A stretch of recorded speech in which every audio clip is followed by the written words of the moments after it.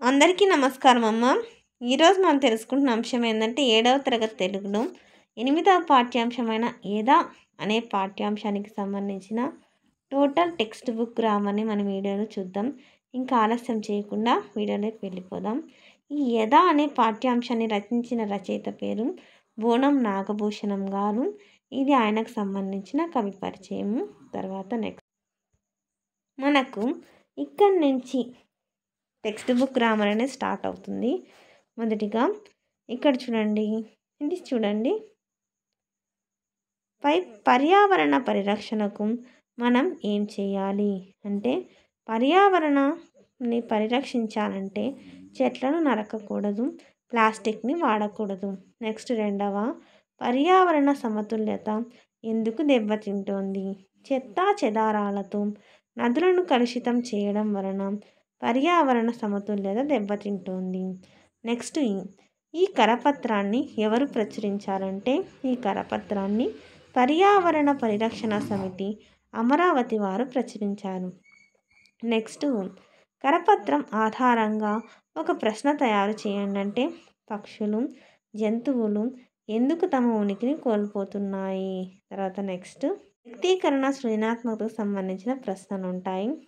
ఇక్కడ దాంట్లో భాషాంశాల్లో మొలక అంటే మొక్క, మట్టి పెళ్ళలు అంటే మట్టి బెల్లలు, వాడిపోవు అంటే వడలిపోవు, కలవరం అంటే ఆందోళన, దిటవు అంటే స్థిమితం. రెండవ, క్రింది వాక్యాల్లో సమానార్థక పదాల కింద గీత గీయండి. చెట్లు అంటే వృక్షాలు, వర్షాలు అంటే వానలు, మాత అంటే తల్లి. తర్వాత నెక్స్ట్ ఈ క్రింది ప్రకృతి వ్యక్తులను జతపరచండి. నిద్ర అంటే నిద్ర, దీపము అంటే దివ్వె, పుస్తకము అంటే పుస్తము, పక్షి అంటే పక్షి, ఆశ అంటే ఆశ, మూలిక అంటే మొలక, దృఢ అంటే దిటవు. నెక్స్ట్ రెండవ, క్రింది పదాలతో సొంత వాక్య ప్రయోగం చేయండి. పదే పదే అంటే మాటి మాటికి, పెద్దలను పదే పదే అడగకూడదు.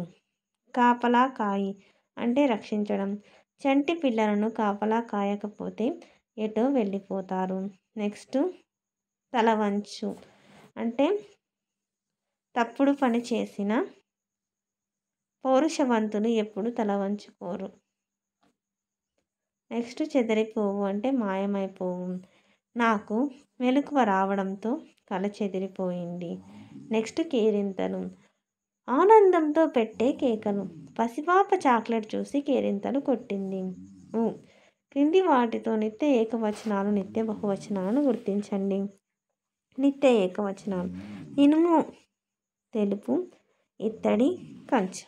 నిత్య బహువచనాలు అంటే కందులు మినువులు వడ్లు అందరూ. నెక్స్ట్ రెండవ, క్రింది వాక్యాలలో గీత గీసిన పదాలను గమనించండి, అలాంటివి మీరు రాయండి. ఆడు మూర్ఖుడు, ఇనడుగాక ఇనడు, అది మొండిది, ఎల్లదుగాక ఎల్లదు, ఇలాంటి ఊసులు అవ్వవుగాక అవ్వవు. తర్వాత నెక్స్ట్ వ్యాకరణాంశాలు క్రియ. క్రింది వాక్యాలను చదవండి, గీత గీసిన పదాలను గమనించండి. పాడింది, తిన్నాడు, ఇవి క్రియలు. నెక్స్ట్ సమాపక్రియలు అసమాపక్రియలు. ధర్మరాజు అన్నదానం చేశాడు, భీముడు కీచకుడిని చంపాడు, అనలైన్ చేసినటివి క్రియలు.